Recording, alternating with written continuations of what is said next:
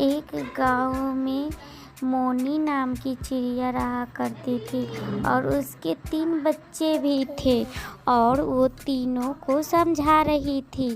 तब तक बोलती है कि सुनो, तुम तीनों इस गांव से कहीं बाहर मत जाना, क्योंकि यहाँ भूत आया हुआ है। उस भूत का गिल्लू भूत नाम है। इधर उधर मत जाना, नहीं तो ये धक्के ले जाएगा। तुम्हें नहीं जानती हूँ और मैं खोजूंगी भी नहीं। देख लेना, तुम सब बहुत ही शरारत करते हो, इसलिए कह रही हूँ, तुम लोग शांत से रहोगे, समझे? फिर बच्चों बोलती है और कहती है ठीक है मम्मी, मैं कहीं नहीं जाऊंगी, इसी गांव में मैं खेलूंगी। देख लेना, आपका आज्ञा का मैं पालन करूंगी मम्मा। बाय मम्मा, मैं खेलूंगी यहीं पे। तब तक क्या करता है, ऊपर से गिल्लू भूत देखता है चारों को और देखता है कि तीनों बच्चे गायब हो गए और देखती है कि मोनी तोता बोलती है अरे मेरे बच्चे कहाँ गए, मेरे बच्चे कहाँ गए?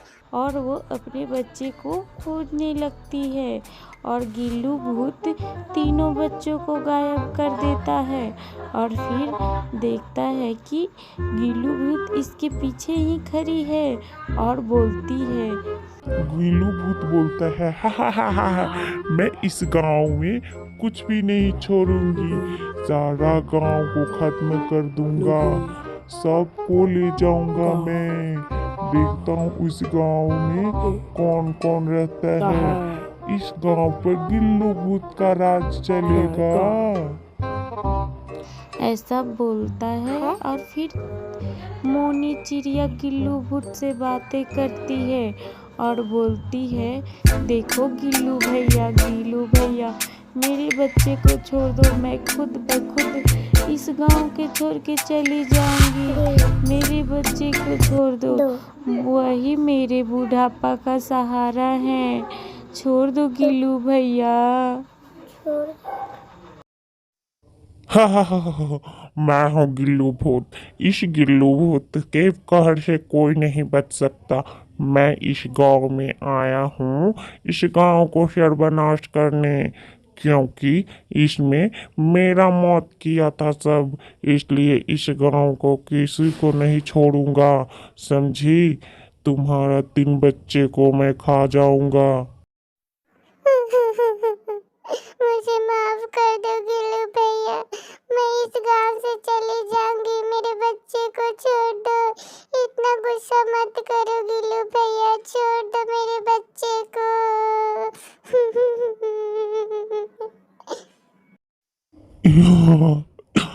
अब देख लो तुम, मैं तुम्हारे बच्चे को कैसे कच्चे चबा जाऊंगी।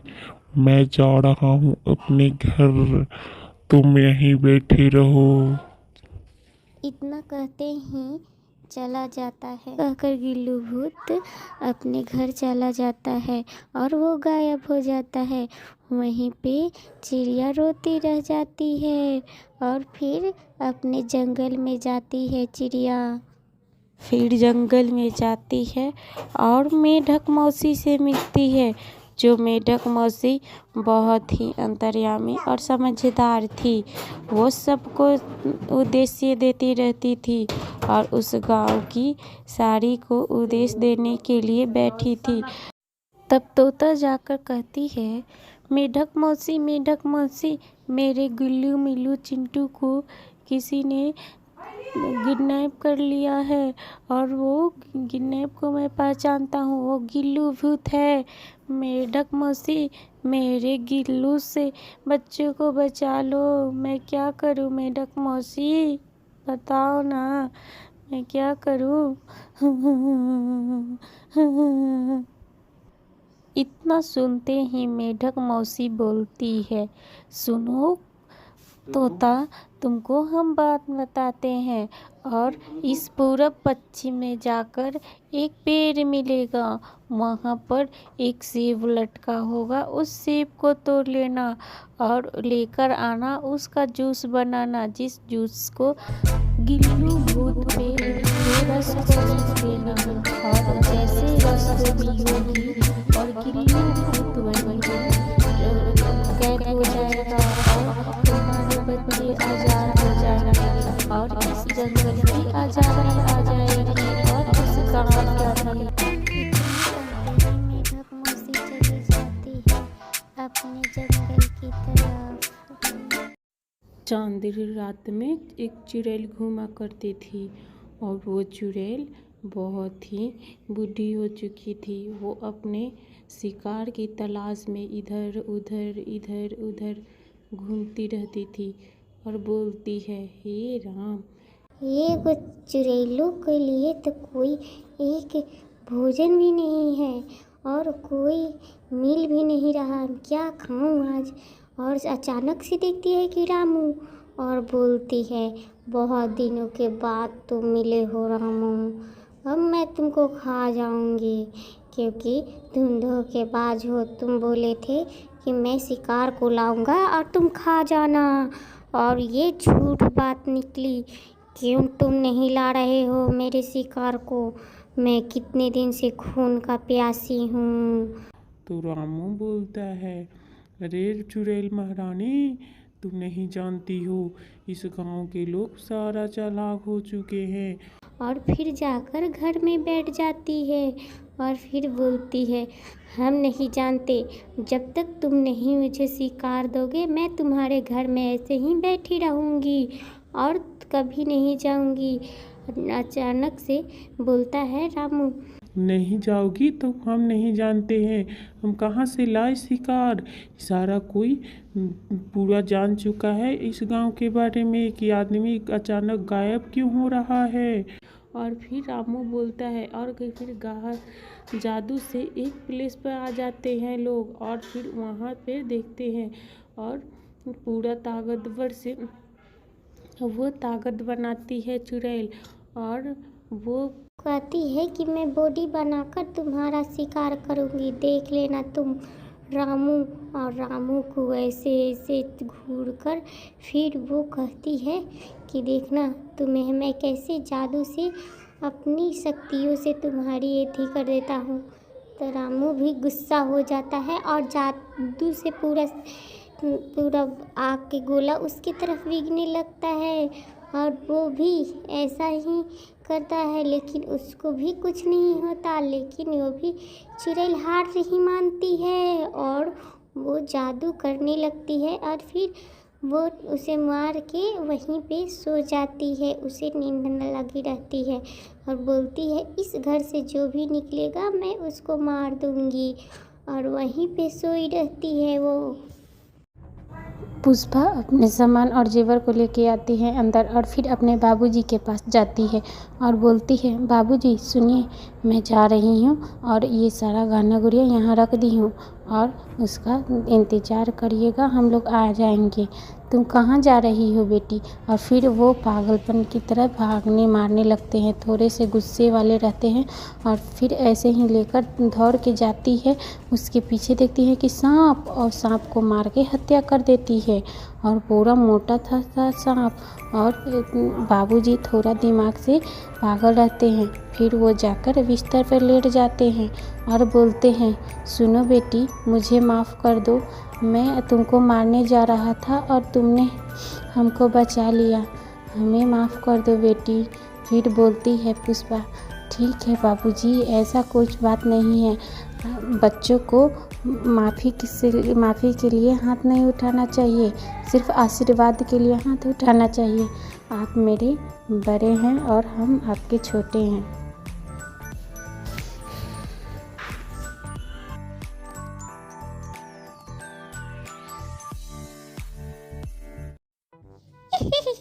बहुत ही मजा आ रहा है हमको तो घूमने में।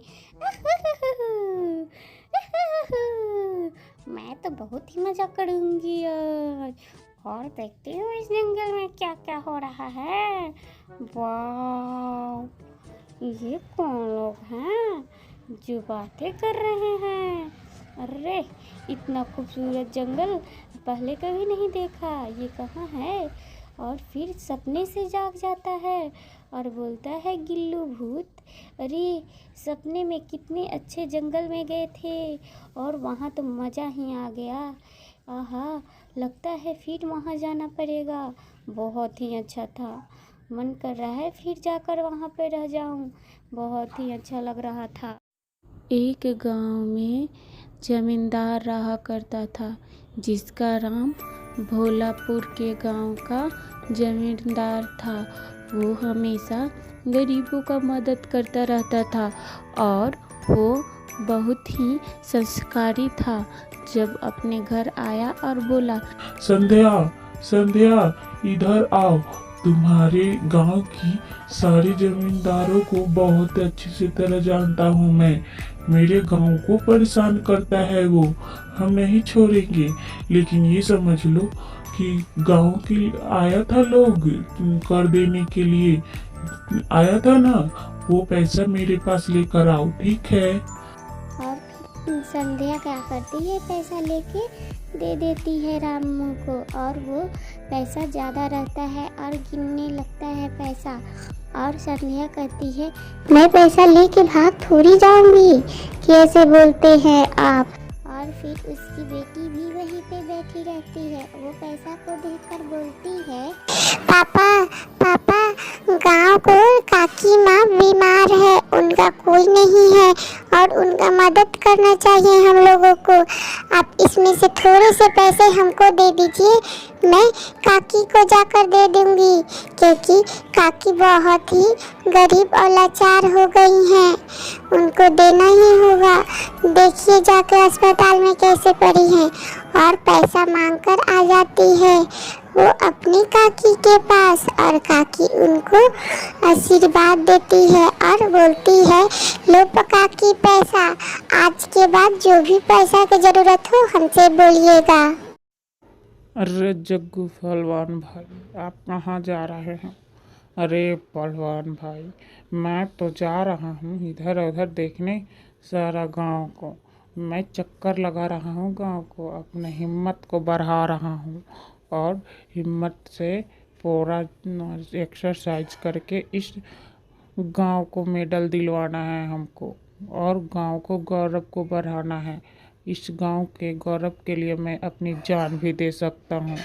सुन लिया भैया, मैं तो इस गांव के लिए मेरे दादा पापा और सारे कोई अपना हिम्मत से जान किया और मैं अब इस बार के कुश्ती में मैं जीतूंगा और गौरव से कह रहा हूँ मैं जीतूंगा ही। और सारे लोगों को मैं गौरव के साथ सीने चौड़ा करके चलने के लिए कर दूंगा। मैं इस मिट्टी का कसम खा के कहता हूँ, अपने जी जान लगा दूंगा इस जंग को जीतने के लिए, क्योंकि इस जन्मभूमि में मेरे पापा और मेरे दादा को जान गया है। मैं नहीं मानूंगा और इस जंग में मैं जीत के ही रहूंगा। बस 5 दिन और बाकी है। जितना एक्सरसाइज करना है उतना कर लेता हूँ, क्योंकि 5 दिनों के बाद तो हम लोगों को इस जंग में उतरना ही है। उसके बाद तो मैं देखता हूँ कैसे वो जीतता है, झूठे गद्दार पहलवान। मैं ईमानदारी के साथ और पूरी निष्ठा के साथ खेलूँगा इस मैदान में, क्योंकि हम जानता हूँ कि इस मैदान में कोई मेरे जैसा नहीं खेल पाएगा, क्योंकि मेरे साथ मेरे गांव वाला का आशीर्वाद है। और मैं इस चुलबुल, तुम टिफिन नहीं लाई हो? हैं? मम्मी बोल रही थी टिफिन लाने के लिए, तुम चली आई हो बिना टिफिन के। अभी तो 10 बज रहे हैं, सारे बच्चे भी नहीं आए हैं, तुम क्यों ऐसे कर रही हो? ठीक है बंटी भैया, छूट गया है, अभी पढ़ाई कर रही हूँ, टेस्ट के लिए तैयारी कर रही हूँ, मुझे पढ़ने दीजिए। यहाँ पे रख दीजिए। चुलबुल, इसमें गाजर का हलवा और रोटी है, खा लेना, अच्छे से खा लेना और एक भी फेंकना नहीं। और पढ़ाई से पहले तुम खाने पर भी ध्यान दो, नहीं तो तबीयत खराब हो जाएगा तो नहीं खा पाओगी, तुम टाइम भूल जाओगी, समझी? और कल से खाना तुम अच्छे से लाना और याद पार के लाना, नहीं तो तुमको मम्मी बहुत बोलेगी। ठीक है बंटी भैया, मैं रोज लाऊंगी खाना और अच्छे से खा भी लूंगी। आप चिंता मत करो, मुझे पढ़ने दो। मैं देखती हूँ मुझसे ज़्यादा किसका नंबर आता है। मैं सबसे ज़्यादा नंबर लाना चाहती हूँ भैया। ठीक है चुलबुल, लेकिन तुम समझो और खाने से कंप्रोमाइज नहीं करना चाहिए, नहीं तो तुम्हारा तबीयत खराब ही हो जाएगा, तो तुम पढ़ोगी कैसे? हेल्थ ही सब कुछ है, समझी?